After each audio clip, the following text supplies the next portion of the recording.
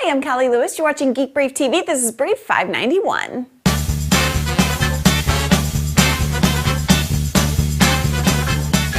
Sony is in the real honest-to-blog netbook business now. They just announced their VAIO W line. VAIO W Netbooks have 10.1-inch displays. They're powered by a 1.6 GHz ATOP processor, have 1 GB of RAM, and run Windows XP. I feel like I can just start saying the usual lineup of netbook specs because I feel like I keep repeating the same list no matter who I'm talking about. The VAIO W stands out a little with a higher resolution display, 1366 by 768. The price in Japan will be about $629. The big trend with HD TVs was started, maybe 3 years ago when HP launched their Media Smart line.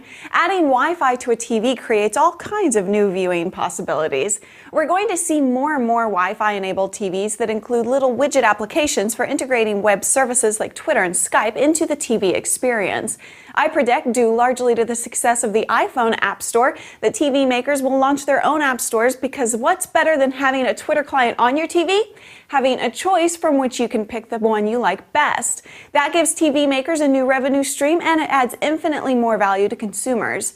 Bristol Interactive is taking that whole idea several steps further by installing a netbook's worth of PC power in their ViewSurfer TVs. They'll offer a 22-inch model and a 32-incher. It's powered by an Intel Atom processor, has a gig of memory, a 160 GB hard drive, 4 USB ports, and an Ethernet port. It comes with a wireless keyboard and a Hillcrest loop pointer. Resolution is 1680 by 1050, and the OS is XP. Jack Schofield from the Guardian Technology blog says Bristol didn't include Wi-Fi because of reliability, customer support concerns, and the improved delivery of video over a wired connection. And now let's have fun with Google Translator. The Quattro for iPhone has to be the most unique iPhone case I've ever seen. That is, of course, exactly what one would expect from a case designed to be used to incorporate the composition of the surface of the known vehicle as a beautiful curve. The Quattro is designed for maximum points in the series of 4 screws in place, the particular shape of the iPhone, the image of soft back as it is, and form more easily and adapt to the shape of research. It's important that I point out the outer shape of the letter and the press in the first shape can be cut one by one is not required to make polite.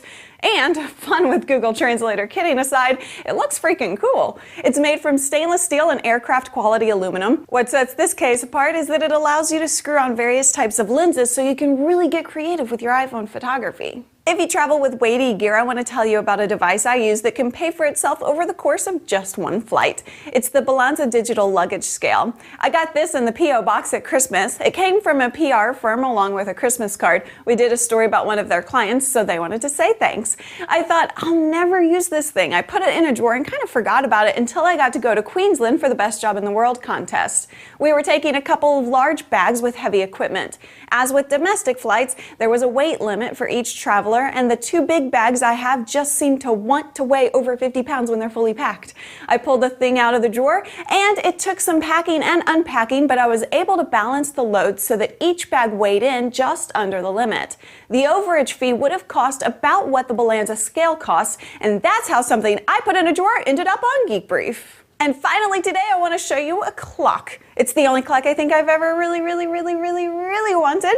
It's called the Trace of Time clock, and its glass surface serves as a dry erase board. You write appointments on it at the appropriate time, and as the single hand passes the time, it erases whatever you've written, freeing up your schedule so you can plan to do more things in the future. It's really kind of a philosophically inspiring design if you think about it, because it's about what you plan to do in the next 12 hours of your life. This brief, just like several shows on NPR, was brought to you by Angie's List. I just used it to schedule a plumber and he was great. He actually gave us an Angie's List discount that nearly covered the cost of the membership.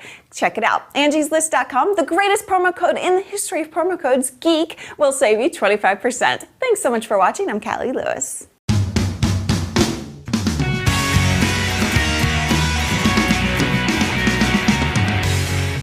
It's really kind of a philosophically, darn it! Philosophically. I know, I just want to say philosophical. It's really kind of a